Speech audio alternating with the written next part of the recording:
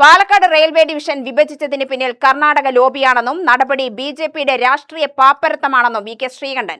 Palakkad railway division വിഭജനത്തിലൂടെ പാലക്കാടിന്റെയും കേരളത്തിന്റെയും വികസനം ഇല്ലാതാക്കുകയാണ് ബിജെപിയുടെ ലക്ഷ്യമെന്നും മംഗലാപുരം വിഭജിച്ച് മൈസൂരിൽ ചേർത്തതോടെ കേരളത്തിന്റെ ഭാവി വികസനത്തെ പ്രതികൂലമായി ബാധിക്കുമെന്നും പാലക്കാട് എംപിമാരുമായോ സംസ്ഥാനവുമായോ യാതൊരു ചർച്ചയും നടത്താതെയാണ് പാലക്കാട് റെയിൽവേ ഡിവിഷൻ വിഭജിക്കാൻ തീരുമാനിച്ചത്.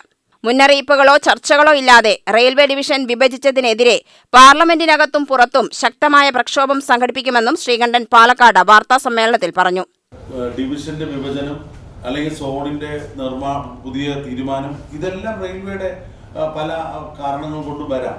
പക്ഷെ ഇതൊക്കെ ചർച്ച ചെയ്യണം. ചർച്ച ചെയ്യാതെ ഒറ്റയടിക്ക് രാത്രി തീരുമാനം പ്രഖ്യാപിക്കാൻ എന്താ റെയിൽവേക്ക് ഇത്ര അധികാരം? അങ്ങനെ ജനപ്രതിനിധികളും ഗവൺമെന്റുകളൊന്നും അറിയാണ്ടതൊക്കെ പ്രഖ്യാപിക്കാനുണ്ടെങ്കിൽ നടപ്പിലാക്കട്ടെ, ഒന്ന് കാണാലോ. തീരുമാനം മാറ്റുമ്പോൾ പ്രതിഷേധം ഉണ്ടാവും. ഒരു ഘട്ടം കഴിഞ്ഞിട്ടില്ല. ഇന്നലെ രാത്രി ഏകപക്ഷീയമായിട്ട് പ്രഖ്യാപിച്ചതിനെതിരായിട്ട് അതിശക്തമായ പ്രതിഷേധം ഉണ്ടാവും. സർക്കാരിന്റെ ഭാഗത്തുണ്ടാകും, UDF സർക്കാരിന്റെ ഭാഗത്ത്, കേരള സർക്കാരിന്റെ ഭാഗത്തുണ്ടാകും, കേരളത്തിലെ എല്ലാ എംപിമാരുടെ ഭാഗത്തുണ്ടാകും. എല്ലാ രാഷ്ട്രീയ പാർട്ടികളും കേരളത്തിന് വേണ്ടി വാദിക്കേണ്ട സമയമാണ്, ശക്തമായി പ്രതിഷേധിക്കേണ്ട സമയമാണ്. ഇതാരുടെയും തലയിൽ കെട്ടിവെക്കേണ്ടതല്ല. അങ്ങനെ ഒരു തീരുമാനത്തിന്റെ പിന്നിൽ പ്രവർത്തിച്ച ആരാണെങ്കിലും, അത് ഏത് ഉദ്യോഗസ്ഥ പ്രഭുക്കളാണെങ്കിലും അതൊക്കെ എതിർക്കപ്പെടേണ്ടതുണ്ട്. അങ്ങനെ നമ്മുടെ സ്റ്റേറ്റിന്റെ അവകാശങ്ങളും നമുക്കുണ്ടാകുന്ന അധികാരങ്ങളും നമുക്കുണ്ടാകേണ്ട വികസനവും അതെല്ലാം തടയാൻ എന്താ അധികാരം? ഒരു ഫെഡറൽ സംവിധാനം ഈ രാജ്യത്തില്ലേ?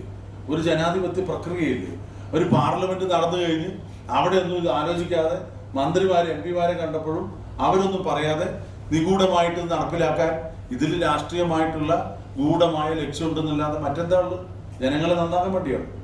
പാലക്കാട് റെയിൽവേ ഡിവിഷൻ വിഭജിക്കണമെന്ന ആവശ്യം 2 വർഷം മുമ്പേ ഉയർന്ന സമയത്ത് അത് നിഷേധിച്ചയാളാണ് റെയിൽവേ മന്ത്രി അശ്വിനി വൈഷ്ണവ്. ദക്ഷിണേന്ത്യയിലെ ഏറ്റവും അധികം വരുമാനമുള്ള പാലക്കാട് ഡിവിഷൻ വിഭജിച്ചത് വരാനിരിക്കുന്ന തിരഞ്ഞെടുപ്പിൽ കർണാടകയിൽ നിന്നും നേട്ടം കൊയ്യാനുള്ള ബിജെപിയുടെ തന്ത്രമാണ്. 83 ദീർഘദൂര ട്രെയിൻ സർവീസ് നടത്തുമെന്ന മംഗലാപുരം മൈസൂർ ഡിവിഷനിൽ ചേരുന്നത് ജീവനക്കാർക്കും യാത്രക്കാർക്കും ആശങ്കയുണ്ടാക്കുന്നതാണ്. 83 ദീർഘദൂര ട്രെയിൻ സർവീസ് നടത്തുന്ന മംഗലാപുരം മൈസൂർ ഡിവിഷനിൽ ചേരുന്നത് ജീവനക്കാർക്കും യാത്രക്കാർക്കും ആശങ്കയുണ്ടാക്കുന്നതാണ്. കേരളം സഹകരിക്കുന്നില്ലെന്ന പതിവ് പല്ലവി പറഞ്ഞാണ് കേന്ദ്രം കേരളത്തെ അവഗണിക്കുന്നത്.